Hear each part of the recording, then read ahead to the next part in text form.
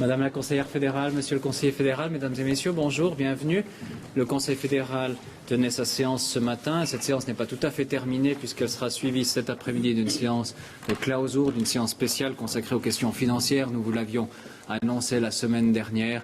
Le Conseil fédéral examine sa stratégie pour la place financière ainsi que le programme de consolidation et de réexamen des tâches. Sur ces trois sujets, vous aurez une communication demain par conférence de presse. Nous vous annoncerons l'heure exacte encore cet après-midi par voie d'une invitation habituelle. Sur les sujets qui ont été traités ce matin au Conseil fédéral, vous avez déjà reçu la plupart des informations. Il y a encore quelques communiqués qui vous parviendront cet après-midi puisque la séance est encore en cours, entre guillemets. Nous aurons notamment cet après-midi 2 communiqués du DDPS, respectivement du DFF portant sur des nominations, et puis un communiqué concernant l'accord d'entraide administrative entre la Suisse et les États-Unis au sujet de l'UBS, concernant les dédommagements. Donc vous recevrez ces informations cet après-midi. Comme le Conseil fédéral tient sa séance de clausur cet après-midi le plus vite possible après cette conférence de presse, nous faisons une seule conférence de presse avec les 2 thèmes prévus. Nous commencerons par le thème du nouveau message qui a été adopté ce matin sur la loi sur la restitution des avoirs d'origine illicite. Madame la conseillère fédérale Calmires s'exprimera tout d'abord sur ce sujet. Nous prendrons les questions ensuite qui ont un rapport avec ce sujet et nous passerons au deuxième thème, la 6e révision de l'AI et le message relatif à la prochaine étape de l'assainissement. Nous prendrons aussi les questions sur ce sujet directement par la suite. Mais j'aimerais d'abord vous donner la possibilité évidemment de poser vos questions d'abord sur la séance de ce matin, sur les sujets qui auraient pu encore y être traités. Madame Ceresetti.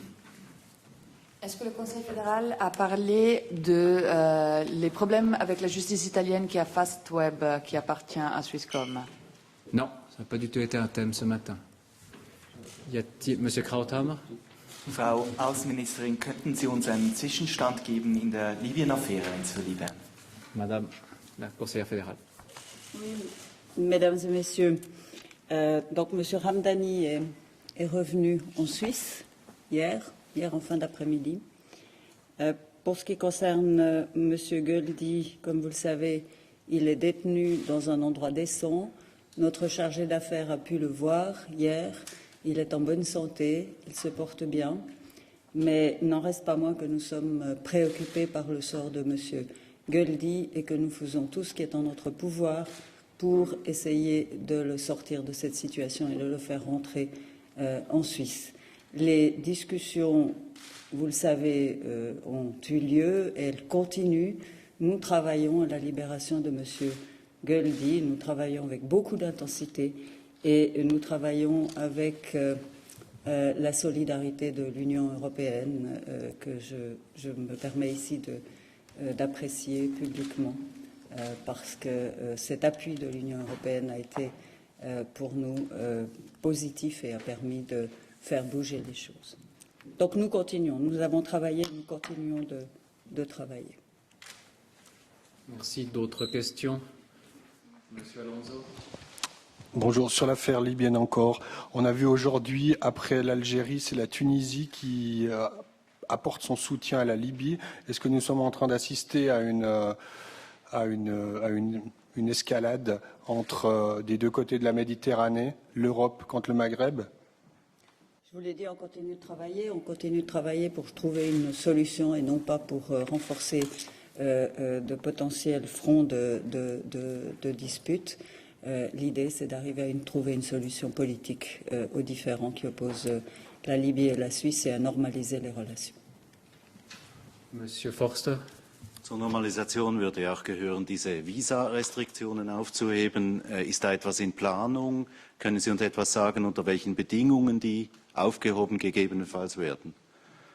La politique du Conseil fédéral, la stratégie du Conseil fédéral est maintenue telle qu'elle a été jusqu'à maintenant poursuivie. Il n'y a pas de changement. Monsieur Cliva, mais je vous précise qu'on ne fera pas une conférence de presse uniquement sur la question libyenne. Donc à un moment donné, quand la plupart des questions auront été traitées, je passerai au thème du jour. Monsieur Cliva. Une question concernant la Libye. On voit que la solution passe actuellement par l'étranger, Berlin, Madrid.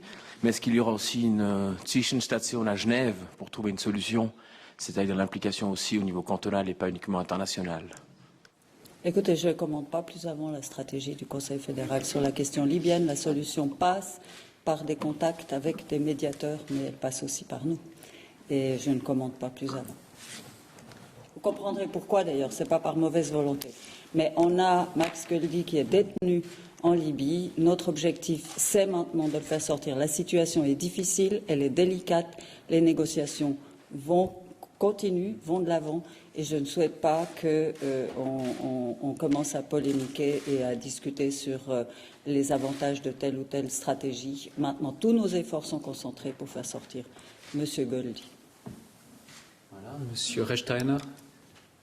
Haben Sie von Seiten der EU irgendwelche Forderungen erhalten betreffend, also Gegenforderungen für das Engagement, das die EU jetzt zugunsten der Schweiz ausrichtet? Ich habe Ihnen gesagt, ich werde keine Kommentare mehr und keine Informationen mehr über die Strategie der Schweiz geben. Voilà, y a-t-il encore une question qui ne concernerait pas un contenu de la stratégie, puisqu'on vous a dit qu'on ne pourra pas commenter plus avant?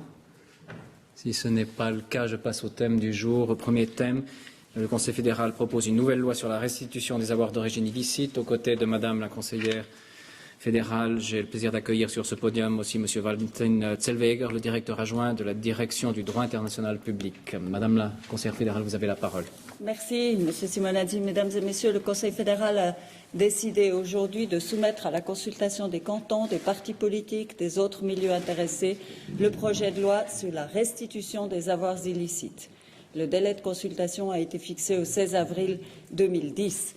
Vous le savez, les affaires Mobutu et Duvalier sont à l'origine de ce projet de loi. Les deux affaires illustrent les difficultés et les limites juridiques de l'entraide judiciaire internationale en matière pénale quand il s'agit d'assister des États défaillants, des États faibles, dans leurs efforts pour rapatrier des avoirs volés par d'anciens potentats. Et dans le courant de l'été 2007, il y a eu au surplus des interpellations, des postulats qui ont été déposés et qui demandaient au Conseil fédéral d'essayer de trouver une solution à ce type de situation. Le postulat Gutzwiller demandait en particulier au Conseil fédéral de proposer un rapport qui expose la procédure de restitution d'avoirs bloqués lorsqu'il s'agit des États défaillants. Ce rapport a été soumis au Conseil fédéral et on est arrivé aujourd'hui à la décision du Conseil fédéral de soumettre ce projet de loi à consultation. Ainsi, s'il le souhaite, le Parlement pourra se prononcer sur cette loi, si possible, durant la session d'été. Si le Parlement accepte que la loi s'applique aussi au cas des avoirs Duvalier, il ouvrira alors une voie qui permettra au tribunal administratif fédéral de se prononcer sur le sort de ces avoirs Duvalier.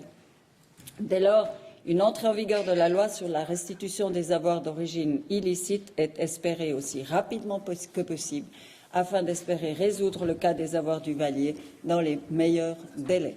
C'est aussi pour cette raison d'ailleurs que je me suis rendue en Haïti récemment pour discuter avec le président Préval de cette voie d'une loi sur la restitution des avoirs illicites. Donc, le 3 février dernier, le Conseil fédéral a décidé de bloquer les avoirs Duvalier pour deux raisons. D'abord, pour éviter qu'il retourne à la famille Duvalier, mais également pour que le Parlement puisse se prononcer sur ce projet de loi. Le tribunal fédéral, je vous le rappelle, a considéré dans son arrêt Duvalier du 12 janvier 2010 que les conditions posées par l'entraide judiciaire apparaissent trop strictes pour ce genre d'affaires. Et il a dès lors invité le législateur à apporter des corrections et des allègements qui sont nécessaires pour qu'on puisse intervenir et agir. Dès lors, si vous permettez, pour moi, ce projet de loi, c'est le projet de loi Duvalier. Concrètement, le projet de loi comporte trois outils en matière d'avoirs d'origine illicite de personnes politiquement exposées. Le premier outil, c'est le blocage. Le Conseil fédéral peut continuer à bloquer de tels avoirs lorsqu'aucune solution ne peut être trouvée dans le cadre de l'entraide judiciaire, comme dans les cas de situation de défaillance de certains États. Et grâce à cette loi, le Conseil fédéral n'aura plus besoin d'avoir recours à la Constitution, à l'article 184, alinéa 3, qui ne lui permet pas de confisquer des avoirs. La confiscation est en effet une des nouveautés de la loi. Il s'agit du deuxième outil qu'elle contient. à savoir dans les cas où l'enrichissement des personnes politiquement exposées en cause est manifestement exorbitant, ou lorsque la corruption est notoire dans l'état d'origine des avoirs, la loi institue une présomption d'illécité. Si l'origine licite des avoirs n'est pas démontrée, ils peuvent alors être confisqués. Cette confiscation est faite au profit de la population de l'État spolié, ce qui m'amène au troisième outil de la loi, c'est-à-dire la restitution. Et la loi contient des lignes directrices concernant la restitution des valeurs patrimoniales confisquées au profit de l'État d'origine. Il est prévu que la restitution peut se faire par l'entremise de différents mécanismes. L'objectif de la restitution est d'améliorer les conditions de vie de la population de l'État d'origine. Avant de conclure, je tiens à rappeler 2 points. Cette loi est l'illustration claire de la politique que mène le Conseil fédéral depuis plus de 20 ans pour éviter que la Suisse ne serve de refuge à l'argent des dictateurs et des hommes politiques corrompus. Nous sommes, je crois, un pays pionnier en la matière. Nous sommes le seul pays qui, jusqu'à maintenant, ait pris de telles mesures et est avancé, et même un des seuls pays, si ce n'est le seul, je crois, je parle sous le contrôle de M. Zellweger, qui avons restitué jusqu'à maintenant 1,7 milliard d'avoirs de politiciens corrompus. Et ça, c'est tout à l'honneur de la Suisse. Cette loi vise à perfectionner le système en place qui fonctionne parfaitement dans le cadre de l'entraide judiciaire. Donc, c'est pour compléter un système d'entraide judiciaire quand les États sont défaillants. Et cette loi ne vise qu'à résoudre les cas dans lesquels l'entraide ne fonctionne pas parce que ces États sont défaillants. Donc, encore une fois, une loi qui est démonstrative du rôle pionnier de la Suisse en la matière, rôle pionnier qui est reconnu par la communauté internationale. Et nous espérons que ce projet de loi connaîtra des réactions positives dans la consultation. Je vous remercie. Merci, Madame la conseillère fédérale. Nous passons à vos questions sur ce thème-là. Madame Ceresetti. Une précisation, si j'ai bien compris, c'est le Parlement qui devra dire si cette révision de loi est rétroactive pour concerner aussi les avoirs du Vallier. Et puis, est-ce que le Conseil fédéral, il a une limite de temps pour ce blocage, si le parcours parlementaire devait être plus long? Si. Je n'ai pas compris votre question. Vous espérez que ce soit pendant la session d'été, cette révision soit discutée. Or, s'il y a des problèmes et la révision va être plus longue que prévu, est-ce que le Conseil fédéral a des limites pour continuer à bloquer les avoirs du Vallier? Non, nous avons décidé de les bloquer jusqu'à ce que le sort du projet de loi soit connu. Donc c'est pour ça que j'appelle maintenant ce projet de loi projet du Vallier. D'autres questions? Oui, monsieur. Est-ce que ça n'aurait pas été plus adéquat quand même de présenter ce projet un peu plus tôt, étant donné que les problèmes auxquels il entend remédier sont identifiés, en tout cas par les spécialistes, depuis plusieurs années?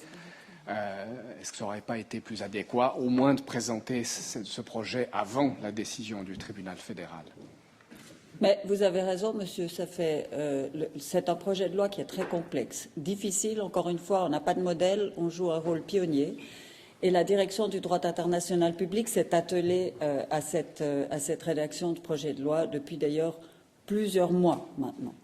Il n'était pas prêt avant la décision du tribunal fédéral. Mais je vous donne raison, ça aurait été mieux si on avait pu venir avant. Reste que je trouve déjà une bonne chose que, après le tremblement de terre qui a secoué Haïti, on a pu venir avec le projet de loi, ce qui a légitimé un nouveau blocage de la part du Conseil fédéral et qu'on n'ait pas été obligé de rendre cet argent aux héritiers du Vallier au moment où Haïti connaît un pareil sort. Mais, Monsieur Zellweger, si vous souhaitez rajouter quelque chose sur la longueur, je partage votre avis. Ça aurait été mieux, mais pas été possible. D'autres questions de votre part? Non, ça n'est plus le cas. Dans ce cas, je propose qu'on passe au deuxième thème du jour. la 6e révision de l'AI. Aux côtés de Monsieur le conseiller fédéral Didier Burkhalter, j'ai le plaisir d'accueillir Monsieur Yves Rossier, le directeur de l'Office fédéral des assurances sociales. Et Monsieur le conseiller fédéral, vous avez la parole. Merci, Mesdames et Messieurs. Le Conseil fédéral a donc décidé ce matin de lancer la 6e révision de l'assurance invalidité. Il respecte ainsi les engagements qui ont été pris devant le Parlement, mais aussi devant le peuple. La révision 6A est présentée maintenant, puisqu'il y a en fait deux parties. La 6A, ce sont des mesures qui peuvent être relativement rapidement mises en œuvre. Relativement rapidement, j'y reviendrai, parce que de toute façon, ce sont des mesures qui prennent quand même un certain temps à prendre leurs effets ou à donner leurs effets de manière pleine et entière. Et puis la 6B, c'est des mesures un peu plus longues encore à mettre en œuvre. Et elle, la 6B, la deuxième partie qui termine la 6e révision, devra être soumise, c'est la loi qui le prévoit, avant la fin de cette année 2010. Cette assurance invalidité est un des piliers de notre système social, mais c'est un pilier dans la direction générale, je dirais dans le principe fondamental, doit être réformé, redressé, consolidé, et cela de manière progressive. Il s'agit de faire retrouver à l'assurance sa raison d'être, c'est-à-dire de soutenir les personnes handicapées, mais tout en multipliant les efforts pour les réintégrer, quand cela est possible, bien sûr. Nous voulons faire tout ce qui est possible pour que les personnes handicapées retrouvent une place dans le monde du travail, de manière générale retrouvent une place pleine et entière dans la société. L'assurance invalidité doit être une assurance de réadaptation, c'est en fait une passerelle vers la réinsertion, vers la réadaptation. Ces efforts pour remettre l'assurance invalidité en phase avec son véritable objectif doivent aussi permettre évidemment d'assainir financièrement à moyen terme, progressivement, cette assurance. Cette assurance reste en effet dans une situation très difficile, le déficit ayant atteint un peu plus d'1 milliard de francs en 2009. La 6e révision, encore une fois dans la première partie, vous est présentée maintenant et que le Conseil fédéral vient d'accepter et a transmis donc le message au Parlement aujourd'hui même. Cette 6e révision entière est indispensable au rééquilibrage des comptes de l'assurance. Elle s'inscrit en fait dans un plan d'assainissement en plusieurs étapes. Il y en avait 3 étapes, 2 sont faites et ça c'est la 3e. Je rappelle peut-être rapidement ces étapes et leurs effets. La première étape s'agissait d'abord de stopper la spirale de la dette, de stabiliser le déficit. Cette première étape est déjà franchie, c'était la 4e et la 5e révision de l'assurance invalidité qui visaient à atteindre cette étape-là. Elles ont stabilisé, ces 2 révisions, le déficit annuel de l'assurance invalidité, de sorte que l'augmentation rapide de la dette a été stoppée. Le nombre de nouveaux bénéficiaires de rente a baissé de près de 45% par rapport à 2003. L'an dernier, la diminution a encore été de 10%. Conséquence de cette évolution, donc toujours moins de nouvelles rentes. Conséquence, l'effectif total des rentes en cours s'est mis lui aussi à diminuer un peu. Mais c'est évidemment avec une très grande inertie sur le nombre total des rentes. Le nombre des nouvelles rentes a baissé fortement, mais le nombre des rentes totales, eh bien évidemment, ça c'est quelque chose qui prend plus de temps à être réorienté. Le maximum des rentes totales avait été atteint en janvier 2006 avec environ 260 000 rentes. Le chiffre a baissé de 4,3% jusqu'en janvier 2010, donc en janvier de cette année. Donc, première étape, le déficit annuel ne s'accroît plus, mais l'assurance reste largement déficitaire, à peu près, disons, 1 gros milliard par année. Ça, c'est si vous voulez, la situation structurelle. Deuxième étape, la hausse temporaire de la TVA, donc des recettes, permet de ne plus puiser dans le fonds de l'AVS et de l'assurance invalidité. Cette seconde étape, c'est le vote du peuple, le 27 septembre de l'année dernière, le peuple et les cantons qui acceptent le financement additionnel de l'assurance invalidité, qui est un financement prévu pour une période limitée, donc de 2011 à 2017, grâce à cette augmentation temporaire de 0,4% de la TVA, je me permets de le rappeler. L'assurance invalidité ne sera plus, à partir de ce moment-là, donc depuis début 2011 jusqu'à fin 2017, en déficit. Donc, pendant cette période, les recettes temporaires, encore une fois, bien ces recettes comblent temporairement, évidemment aussi, les déficits d'exploitation de l'assurance invalidité. Mais il reste les problèmes de base, l'endettement de l'assurance invalidité auprès de l'AVS de quelques 11 milliards de francs en 2018. Donc cet endettement, il sera toujours là, il ne va pas pouvoir s'enlever comme cela. Et puis, il y aura à nouveau, si rien ne se fait, le déficit structurel de chaque année de l'assurance invalidité à partir de 2018. Donc, de nouveau, 1 milliard de déficit structurel qui reviendrait une fois qu'il n'y a plus les recettes pour, en quelque sorte, le colmater. Le Parlement a donc souhaité que cette solution, recette temporaire, cette solution soit évidemment non seulement provisoire, mais qu'on mette le temps à disposition, donc ce temps entre maintenant et 2018, pour équilibrer les comptes, pour mettre en fonction des nouvelles mesures et pour ne plus avoir besoin de recettes supplémentaires à partir de 2018.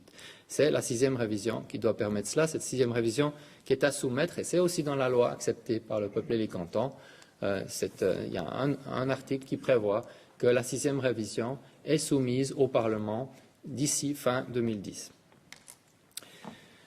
Pourquoi déjà là, le Parlement a eu raison de mettre une certaine pression au niveau du timing, peut-être que c'est une pression forte, mais en tout cas il a eu raison sur le fond parce qu'il faut beaucoup de temps après, même si on décide rapidement les mesures, il faut beaucoup de temps pour les mettre en place de manière aussi juste que possible, faire en sorte que réellement les choses se passent dans le but essentiel de l'assurance invalidité, c'est-à-dire dans le but de réadapter, de réintégrer, et cela, ça ne se fait pas du jour au lendemain, c'est de très nombreux efforts et sur une très longue période.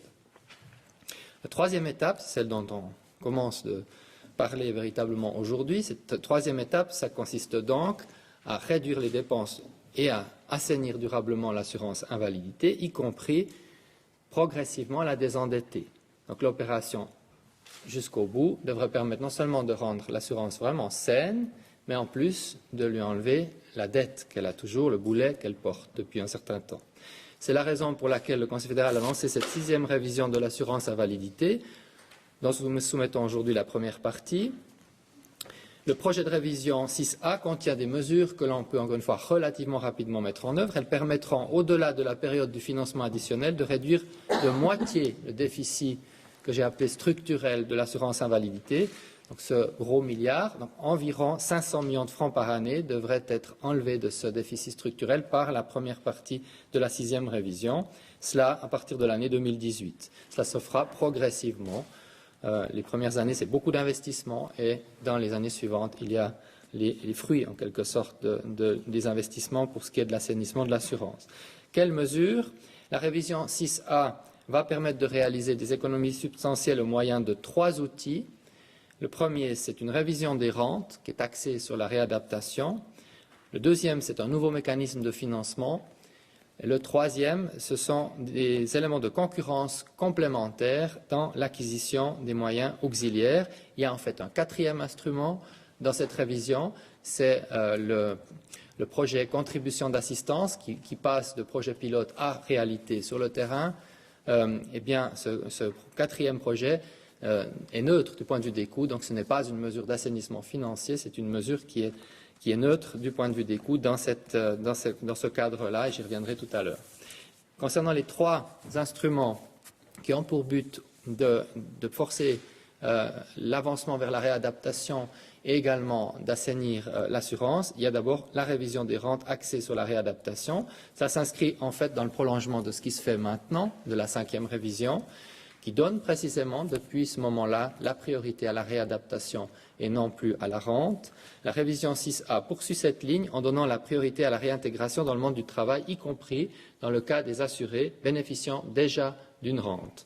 Donc les rentes en cours seront réexaminées afin d'établir si leurs bénéficiaires ont le potentiel nécessaire pour se réinsérer sur le marché du travail. Là où cela est possible, on essaye donc la réinsertion. C'est en fait une véritable assurance invalidité qui ne doit pas fonctionner sur le mode une rente un jour, une rente toujours, mais qui doit fonctionner sur le principe que la rente est encore une fois une passerelle vers la réinsertion. L'effectif des rentes devant ainsi être réduit a été fixé par le Conseil fédéral, l'objectif à 5% de l'ensemble des rentes, ce qui correspond à 12 500 en 6 ans. La procédure de révision est donc remodelée pour l'avenir et pour devenir un instrument de réadaptation ce qu'elle aurait d'ailleurs dû être depuis toujours. Donc la procédure de révision existe, mais elle n'était pas véritablement jusqu'ici utilisée. On cherchera avec chaque personne handicapée des solutions pour une éventuelle réintégration dans le monde du travail. Ce dispositif est également complété par un système de protection en cas de rechute pour les assurés comme pour les employeurs et par une coordination avec le deuxième pilier, ce qui est un point très important pour permettre ce changement, cette mutation. Il faut aussi régler ces éléments-là qui sont importants aussi bien, encore une fois, pour les employés que pour les employeurs ayant évidemment un rôle essentiel dans cette opération. Si on veut réussir à réintégrer dans le monde du travail, il faut trouver la pleine et entière collaboration des employeurs. Une fois que l'effectif des rentes aura été ainsi révisé, la nouvelle réadaptation des bénéficiaires de rente entrera dans les processus usuels de l'assurance invalidité, ce qui est, à notre sens, juste. Dès lors, on aura chaque année à peu près 300 bénéficiaires de rente qui devraient parvenir à se réinsérer donc après le premier grand réexamen qui nous occupe pendant 6 ans. Durant les 4 premières années de mise en œuvre, les investissements nécessaires seront importants, ils seront même supérieurs aux économies à réaliser. Puis à partir de 2018 en particulier, le dispositif devrait permettre de réaliser des économies moyennes de 230 millions de francs par an, d'où le fait qu'il est important de commencer assez vite si on veut être prêt pour le moment où l'on perd les recettes temporaires. Le deuxième instrument pour cette 6e révision première partie, le deuxième instrument, c'est un nouveau mécanisme de financement. Ce nouveau mécanisme déterminera la contribution de la Confédération qui sera plus faite en fonction des dépenses de l'assurance, comme c'est le cas maintenant, c'est en fait un pourcentage des dépenses de l'assurance, mais ce sera fait en fonction de l'évolution économique générale. Lorsque ce mécanisme entrera en vigueur, un montant de départ sera fixé pour la contribution de la Confédération et ce montant sera ensuite indexé chaque année en fonction de facteurs qui influencent les dépenses de l'AI, mais sur lesquels l'assurance n'a aucune prise. C'est l'évolution des salaires, l'évolution des prix, ainsi que l'évolution démographique. Conséquence de cela, si l'assurance économise, eh bien, sur chaque franc qu'elle économise, elle le gagne complètement et ça ne part pas dans les caisses de la Confédération. Donc l'assurance a intérêt à travailler le mieux possible et elle obtient tout de suite les améliorations qui permettront de l'assainir de manière plus rapide.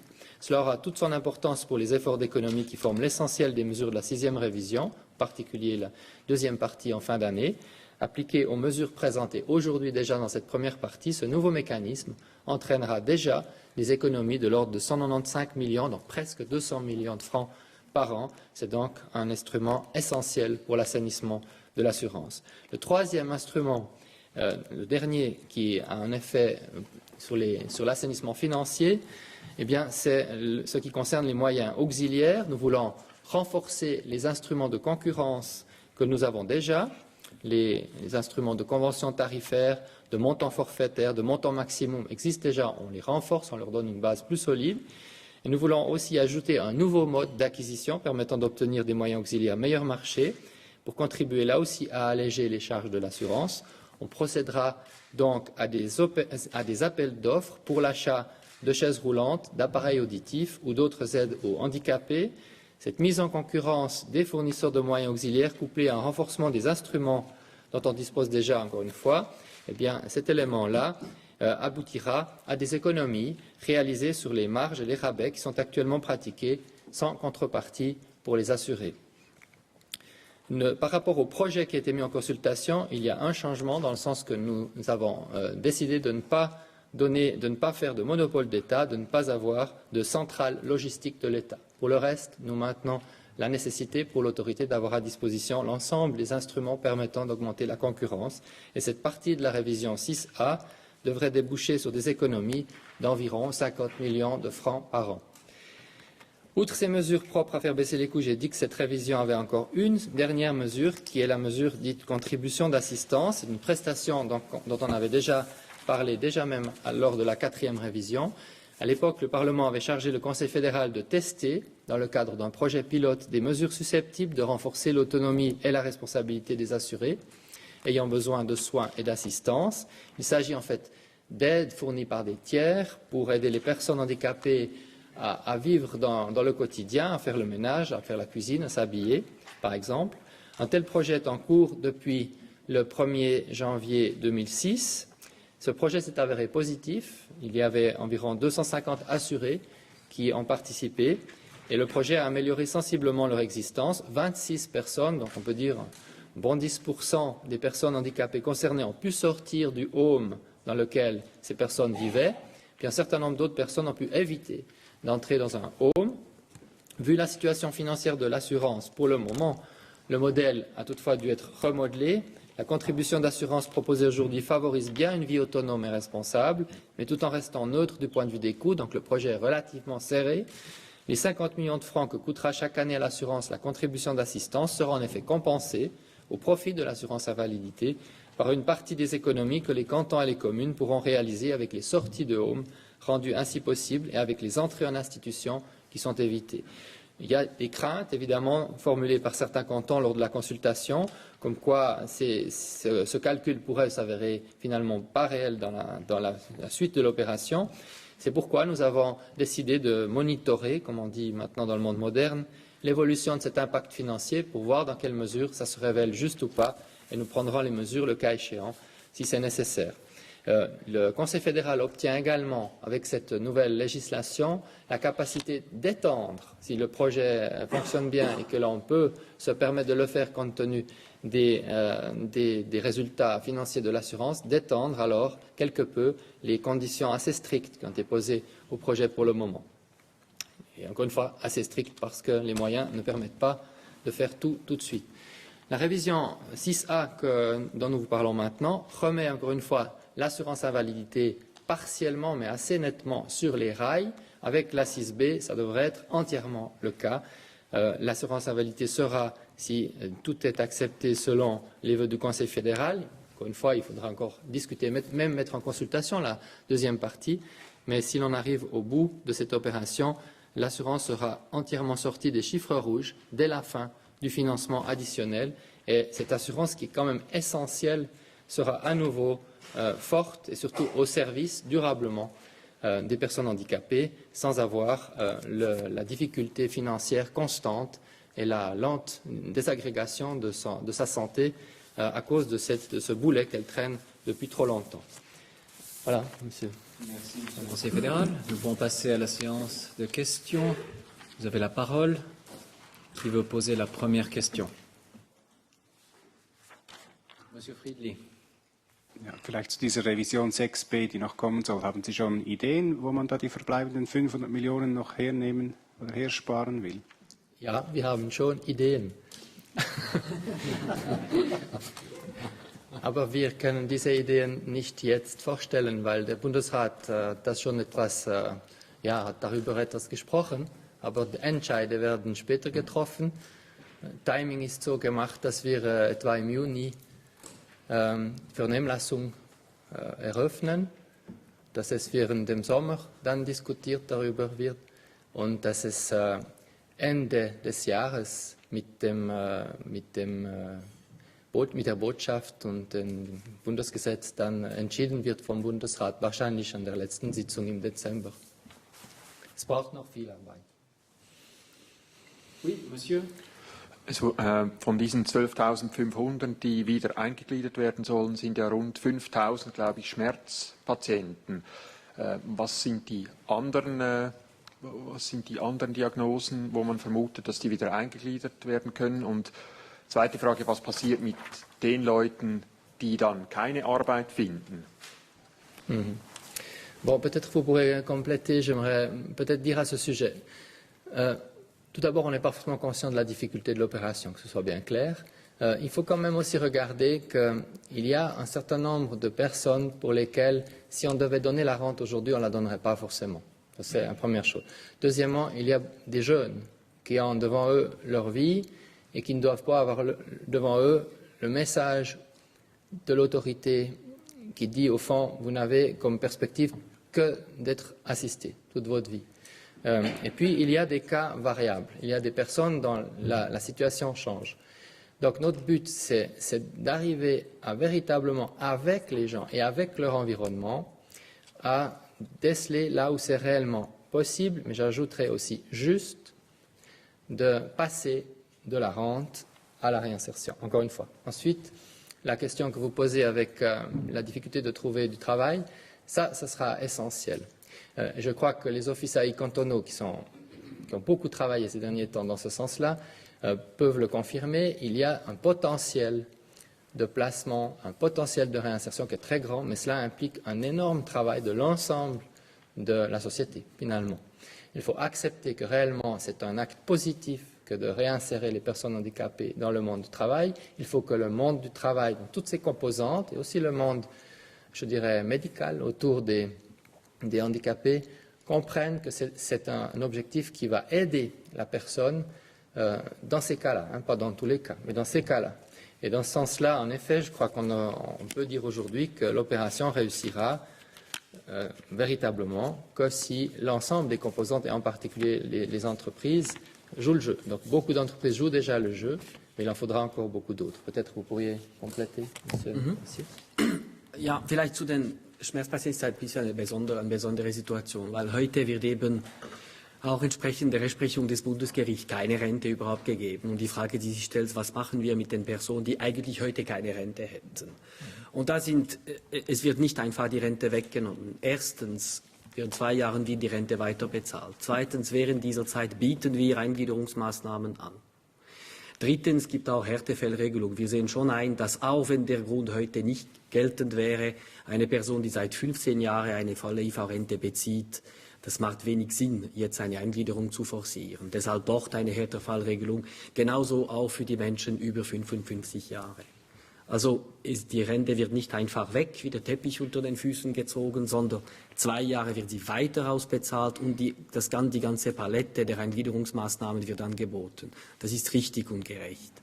Für die anderen Menschen, die Sie erwähnt haben, die Problematik der Rentenrevision heute ist das, wenn Sie jemanden integrieren wollen, sollen Sie, ich vereinfache es ein bisschen, zuerst die Rente wegnehmen und dann die Eingliederung verfügen. Und das macht wenig Sinn. Wenn jemand in der Rente ist, eine Person, die seit mehreren Jahren eine Rente bezieht, hat vor allem Angst, und was ist, wenn es nicht klappt? Oder? Deshalb drehen wir es um hier. Wir bieten all diese Maßnahmen und parallel läuft die Rente weiter. Also Ihre Sorge um den Arbeitsplatz stellt sich doch nicht, weil während dieser Zeit werden Eingliederungsmaßnahmen angeboten, man wird platziert in ein Unternehmen und so weiter. Die Frage könnte sich höchstens stellen, nach 2, 3 Jahren, wenn alles erfolgreich geht und wenn trotzdem kein Arbeitsplatz da ist. Das stimmt, aber das ist auch die Situation für die Menschen, die heute eine Arbeit finden, also an beiden nicht finden, suchen, aber nicht finden. Also unser Anliegen ist, dass wir nicht die Rente zuerst wegnehmen, dass wir das ganze Angebot bereitstellen und dass wir während diesen Jahren all diese Maßnahmen umsetzen können. Mit der Hoffnung natürlich, aber das wird in 2, 3 Jahren sein und wer weiß, wie die Wirtschaftslage sein wird in dieser Jahr. Wir haben es bisher nicht gemacht, weil es auch rechtlich sehr schwierig war. Also es geht darum, dass man etwas probiert, wo wir sehen, dass es heute einen Sinn macht für die Neuanmeldungen und auch selbstverständlich nicht blind. Oder eine Person mit 58 wird ganz gewiss anders behandelt sein als ein Jugendlicher um die 30, selbstverständlich. Oder? Aber das gehört in der Palette dieser Maßnahmen, die wir nochmals heute nicht anbieten können. Merci. D'autres questions de votre part? Monsieur Burkhardt. Würden Assistenzentschädigungen auch an Familienmitglieder und Bekannte ausbezahlt? Je n'ai pas compris la question. Est-ce que l'assistance est aussi donnée aux membres de la famille? Non.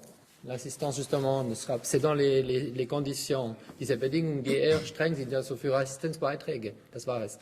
Also diese Bedingungen sind zurzeit mindestens ziemlich streng und das wird nicht gegeben der Familienangehörigen. Oui, Monsieur. Beim Einkauf der Hilfsmittel, bei dieser Ausschreibung, da befürchten ja die Behindertenverbände, dass künftig nur noch eine eingeschränkte Auswahl vorhanden sein werde und auch die Tendenz zu veralteten Geräten. Was sagen Sie dazu? Oui. Also das, glaube ich, ist keine Gefahr. Wir werden einfach die besten Preise bekommen, aber die Auswahl brauchen wir so ziemlich breit, immer noch. Und die Qualität ist für uns sehr wichtig. Also wir wollen die Qualität und die guten Preise. Das wollen wir. Und die zweite Frage war, also das ist für die Auswahl und das war was noch die Veralteten, das auch nicht. Das ist sicher nicht der Fall. Ich glaube sogar das Gegenteil. Mit mehr Wettbewerb werden wir sogar bessere Qualität bekommen am Schluss. Merci. D'autres questions? Ça n'est plus le cas. Je vous propose de passer aux interviews bilatérales. Pour ça, les chefs de l'information des messieurs Knochel et Crevoisier vous conduiront à l'extérieur, s'il vous plaît.